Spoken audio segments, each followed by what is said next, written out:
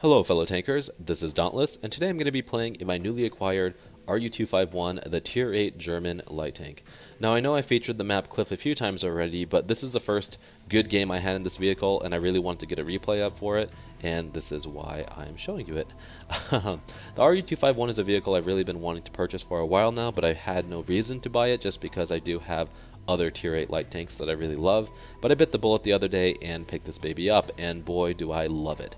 It goes in a straight line very quickly compared to the WZ-132. It's very maneuverable, and it has excellent gun depression when pointing the gun over the side of the tank. Over the front, it plays a lot like a Chinese tank because you really can't depress the gun very far, but when you're playing the tank and shooting over the side, it gets really good gun depression. So I found myself going up ridgelines when I want to shoot in this direction at a 45-degree angle so I could lower my gun correctly. Another cool thing about this tank is that it gets beefed up HE rounds. Normal HE rounds at 90 millimeters have about 50 millimeters of penetration. Well, this tank gets a special kind of round, which is kind of unique to this vehicle, except for the Tier 8 premium equivalent, the Black Dog. It gets HEP rounds, which have 102 penetration with 320 alpha. This really allows you to work over light tanks really well as lightly armored vehicles like the Batchat or the Leopard. And I find myself using these HEP rounds quite a bit to track enemies and doing additional damage because of the high penetration, and sometimes penning targets that I don't even expect to pen with it, which is really cool. Overall, I think this vehicle is a very, very good scout, and I recommend picking one up if you don't have one already. Alright, so jumping into the game here, we're on the northern spawn of Cliff, and our teams are pretty balanced. I have a platoon with me, my friends Tristan and Caleb, and they're going to be playing in their new STRVs that they both recently picked up, the Tier 9 Swedish tank destroyers. They're very cool tanks, very team dependent, very campy sniper type tanks, and this is why I wanted to play this vehicle alongside it so I could get them spots when they were going to be camping back in this area here. We have a lot of heavy tanks, as you can see, and I assume that they're going to be pushing down this way. They do have this one good T-54 player, and I have a good feeling that he's going to dominate the middle here, or alternatively probably push here just because we don't have arty, and this is a very strong location to take when there's no arty. Other than that, their team has some tank destroyers at the low tier, which will probably be all camped up here and here, preventing tanks from pushing this area, as well as making it dangerous for our heavies once they take this side to push any further. As a light tank, I really can only play support, and I have the most faith in my platoon mates, meaning I'm going to be playing very defensively in my light tank, trying to get as much spots as possible and not die. Alright, so we'll get the game rolling here. The RU-251, like I said before, travels very quickly in a straight line, and because of this, it does allow me to take strong positions like the lighthouse. Now, it's kind of a gamble when you take positions like the lighthouse in a light tank because you do leave yourself open to being shot at from pretty much everything on the enemy team. Also, when you take the hill, you're going to be competing with other light tanks, and I noticed that there is an AMX 1390 on their team, which has an autoloader, which is something very dangerous that I really don't want to get into a brawl with. But, the lack of arty and the lack of big guns that can really one-shot me makes it worth the risk. And I am able to get some good spots early on in the game. Really not a ton, but it is something. And I'm able to get up onto the hill unfazed. Now you'll see here that the T-54 is in fact taking this location that I predicted, and my goal now is to just get into a position where I can maybe get shots down onto him. I know I'm probably not lit at the moment, and then I notice that the AMX 1390 is pushing. Now I switch over to my HEP rounds, and I pop over here getting a shot. Now I know I'm safe here from being really hit by anything, and there's no arty, so I can just sit here and wait for him to make a move. I am assuming that he's going to just try to brawl with me, but he backs down, and I'm not going to really push it. I don't want to expose myself to any tank destroyers that are probably going to be sitting down here, so I just play patiently. I notice the T-54 is out in the open, so I switch over to my heat rounds because I really do want to make these shots count, and I don't have the gun depression. So I don't want to expose myself any further because if I do get lit when I fire, I'll have to back up a long way. So I get myself into a better position where there's actually bushes between us, and I try to get a shot. But now he's not lit anymore. Actually, he is. No, he pushed around the corner, and I think I was just thinking I could get a shot on that T-29, which was in fact down on the 1-2 line. So I'm going to pop over here with my HEP round again, hoping to maybe spot this AMX, but I realized that he gave up. Now I'm thinking here, okay, the M103 is on the other side. I peek over really quick just to see what I can light, not worth taking a shot at. And I realize that M103 and the T20 are alone. A lot of vehicles at this point, I'm going to pause really quick here. A lot of vehicles on the enemy team have been lit, except for their OHO, which I'm assuming is maybe pushing back here, but most likely, because he's not a very good player, he's probably going to be just chilling back here with this low. They have a lot of tank destroyers, and those are the only vehicles other than the OHO not to be lit, and they're going to be all camping. It's very rare that tank destroyers push here, meaning this M103, which is a red player, and this T20, which isn't the greatest either, are both completely engaging this KV-5 alone, and they're not going to be, they're going to have a hard time if I try to get up behind them. I peek over here just to make sure there's really nothing else, and I notice the T20 is not hugging the cliff. This allows me to put some good shots in. So I load my HEP rounds, and I aim, and I get a nice penetration, 300 damage, which is quite nice. 320 is average again. Another quick shot, penetration, and I'm shooting my normal AP rounds now because I don't want to, it's kind of hard to pen those side shots with the tracks on a lot of American tanks, and so I just go for reliability there. And I really just want to take this guy out because that M103 is just looking way too juicy. I auto-aim so I don't have to struggle aiming while I'm exposed in the open like that. And I load a HEP round. This is because, I don't know if you know this or not, but American tanks are extremely paper in the back. They have like 50 millimeters of armor, so this is, normal HE could go through this too, but it increases a lot to my DPM. Where 240 would be my normal average rolls, I'm getting massive rolls like 330 like that, allowing me to just whittle away the health of that tank very, very quickly. So at this point, I don't want to push forward. I guess you could argue that it would be a good move to push forward and light those tank destroyers for my heavy tanks that are pushing, but this E75 and this OHO that are up in the middle have my interest more. And these tanks are most likely going to push around and engage, and even if I do light these vehicles down here, they're probably not going to even bother shooting them. So I'm going to sit right here, and I'm going to put a nice HEP round into the track of that E75, keeping him lit and tracked in the open for my buddy Caleb. And sitting right here behind this rock, they can't shoot me, but I am proxy lighting both of them. Now at this point, our little platoon of, not really a platoon, a group of heavy tanks is now pushing around the corner to engage these vehicles. This OHO is still more worried about me apparently than what's behind him, so he can die a quick death. Now this T-32 is my main priority. I noticed that the AMX is pushing around the corner, but he's almost dead. T-54 really is my priority target, but until I take out this T-32, I really can't kill him. Now he's in a little hole and he's very hard to pen.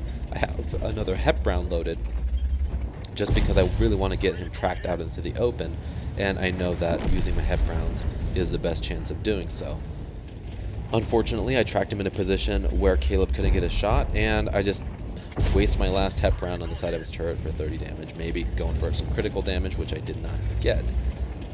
Now I load another AP round here, and I notice that the T-54 is over in the open. Now I don't have a shot quite yet, but I know he's probably going to make the same move again. And I'm just aware of that the whole time. That T-54 is in the open. I quickly switch to my heat rounds when I notice that he is pushing out to the open because I don't want to risk bouncing him. Nice shot into his, I think it was his upper plate actually that I hit. 250 pen with heat is quite nice, and the good reload speed of the RU allows me to put another quick shot into him before he's dead. So I kind of force my tank over the side, hoping to get the extra elevation I need, which I am unable to do. But I really need to kill this T-32 before these other tanks push. And I'm really not sure what to do because I don't want to expose myself to all those tank destroyers that could potentially be sitting out there. The low is lit, and I'm like, okay, I'm going to get some free damage here. I see he's pressing onto the open, and the wreckage of this dead OHO allows me to sneak around without getting hit by anything. This Jag Panther and this the new Swedish tier 8 tank, the UDES, pushes around. I tracked the Jag Panther, and unfortunately I tracked him to where he swung around towards me, and I tried to get under his gun, but I was unable to do so. Now this Jag Panther is their one good player, and I know he is the biggest threat, so I do want to eliminate that gun first before I worry about anything else. And I'm just in a situation now where I'm like, okay, I thought we had this in the hole, you know, all our tanks pushed around, it looked really good, but our heavy tanks got completely chewed up by all those TDs sitting in the back. So now I'm going to try to relight the Jag Panther. I really want to kill him, and he has, you know, he's one-shottable at this point. Then the low pushes around. I'm able to get the assist damage here, lighting him for Caleb, who is sitting back on B5. And the low is just, you know, I don't think he knows exactly what he's doing. The Jag Panther is lit, but I can't really worry about him now with his low pushing me, and I'm just staying alive, keeping him lit for Caleb to finish him off. In these endgame situations, keeping a light tank alive is the most valuable thing when you have other guns that are able to shoot for you. Getting damage myself isn't the biggest priority. I'll take shots when I can take them, but ultimately I am the vision for my team, and I need to stay alive as long as possible. Now, I want to kill this Jag Panther, so I get greedy because I do want to try to take his tank out of the game, and unfortunately I don't roll high enough to kill him, and he stays alive with 9 HP. It was a gamble, but I knew that if we killed him we could easily roll the rest of their tanks, and I just didn't want that guy sitting in a bush sniping at Caleb and me. And unfortunately, again, it was worth the risk, and I guess I could have died there, but I knew I could take a hit. That's why I did it. I ended up taking a hit from the challenger as well, and I'm going to pause the game really quickly right here and show you exactly what I'm doing. You might think I'm just running away, but in fact I am not. I was sitting right here, and that was the last location that I was lit. I want to ultimately get into this position here, but I know that there's a UDES right here. Now, I'm not sure exactly how he's going to play, but I'm assuming he's going to try to get into this position, and the Jag Panther might try to take that position as well. In this position here, you have shots onto where Caleb is sitting, and they know Caleb is here, so I'm just going to assume that they're going to make the push here and try to light everything here. This is a pretty strategic move that a lot of players on the southern base will take.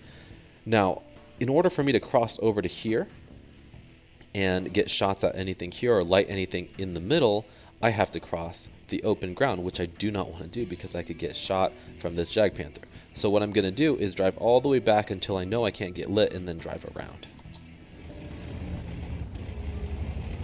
And as I mentioned, I'm watching what the UDSE or the UDES is doing here. And while I'm doing so, I'm thinking, okay, I need to get a shot on him.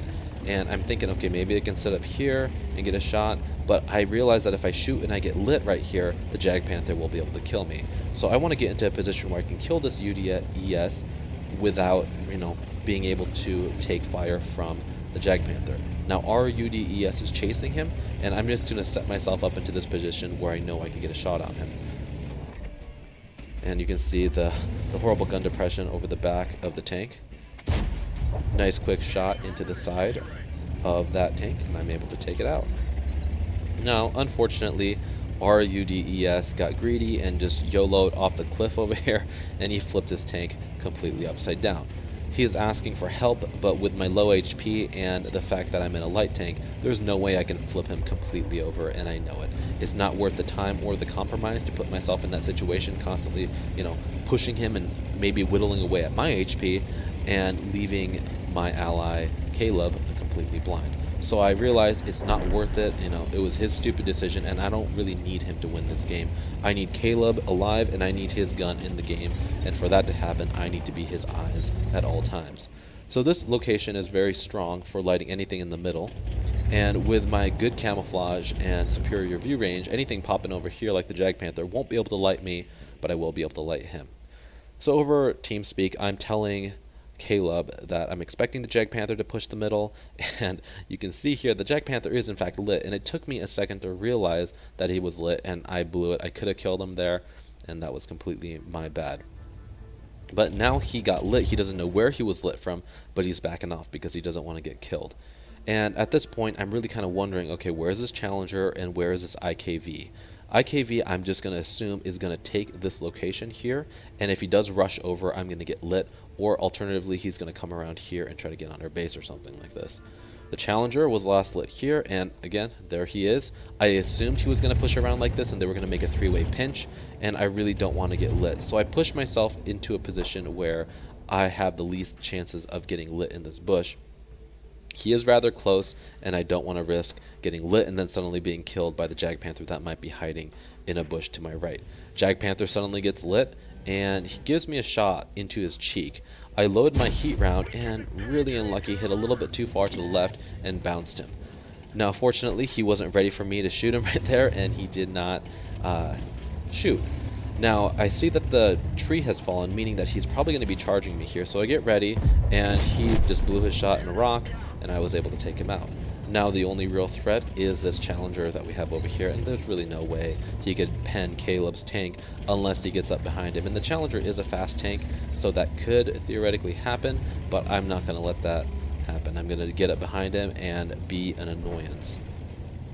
Now, I really don't want to risk getting killed here, and I don't have a shot because he's in this little depression. And again, I don't know where this IKV is, and I'm a little bit cautious because I think he might suddenly show up behind me or maybe even up on the hill. But I take my chances and I push forward, and I end up getting lit right here, which is really unfortunate. I was hoping to be able to sneak up behind him, but now he's looking at me, and he has a rock, so Caleb can't get a shot. Caleb, I tell him not to move and not to rush because I know this IKV will show up somewhere, and sure enough, he gets lit over on our base. Now Caleb is able to put some good shots into him very quickly and make rapid work of him, and I just tell him, you know what, kill him, we'll get brother in arms here, and then you can come kill this Challenger. I thought it would be funny if he ram killed him, and so I just said, hey, take the ram kill, there's no pressure now, we completely won this. And so he rushes over here and he gets the ram kill, which is pretty funny. Anyway guys, hopefully you liked this replay. If you did, I'd really appreciate it. If you give it a like down below, it really helps my channel out. And if you haven't already, feel free to subscribe to my channel for more content like this in the future. Anyway guys, thanks for watching, I really appreciate it, and I'll talk to you guys later.